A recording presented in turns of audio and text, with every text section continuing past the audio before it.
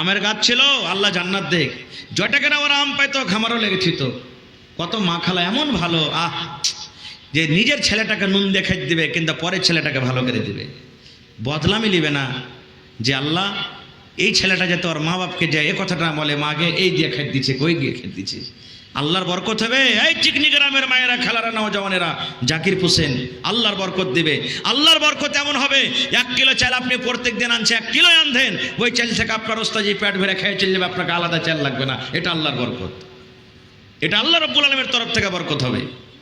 এইবারে গ্রামের এক মাথা থেকে অন্য মাথা তক চলে গেলেন, সব বাড়িতে খেতে চাইলেন, কেউ খেতে দিলেন না।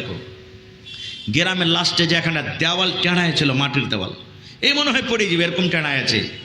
এবার খিজির আলাইহিস সালাম হাত দিয়ে দেওয়ালখানটাকে সুন্দর করে সোজা করে দিলেন। দেওয়ালখানটা পড়ে গেছিল, সুন্দরভাবে দেওয়ালখানটাকে সোজা করে দিলেন।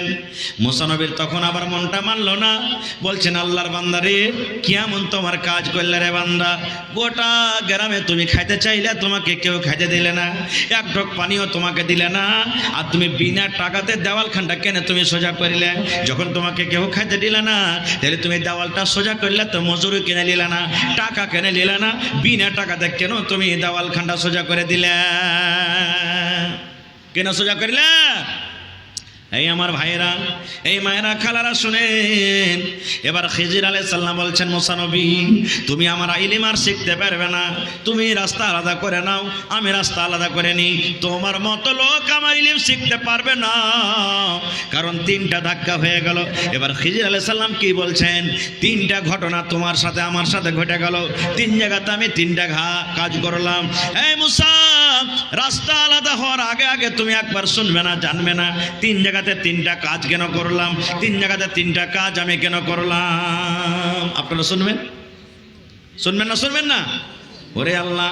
এবার খিজির আলাইহিস সালাম বলছেন, মুসা রে, প্রথম যে আমাকে ফ্রিতে আমাকে নৌকাতে মাঝে পার করে দিল, একটাও টাকা নিল না, তারপরে আমি এত সুন্দর নৌকা কেন আমি কেটে দিলাম জানো? বলছেন না। বলছে মুসা, ওই জায়গার, ওই এলাকার, ওই দেশের, ওই গ্রামের যেটা রাজা আছে, জালিম বাদশাহ, বাদশাটা জালিম, যদি ভালো নৌকা পায়, ভালো জিনিস দেখতে গেলে চিন্তা করে তার কাছ থেকে নিয়ে চলে যাবে, গরিব আমির কিচ্ছু বুঝবে না। আমি নৌকাটাকে জখম করে দিলাম, নৌকাটাকে আমি ছিদ্র করে দিলাম, ওই জালিম বাদশাহ যখন লোকের আসবে, নৌকাটাকে কাটতে যখন আসবে, চিন্তাই করতে আসবে, দেখবে এই নৌকাটাতে আইব হয়ে আছে, একটু ছিদ্র হয়ে আছে, ফোঁটা হয়ে আছে, এই ফোঁটার কারণে নৌকাটা নিয়ে যাবে না, ছেড়ে চলে যাবে। আর এই মাঝে ঘাটওয়ালা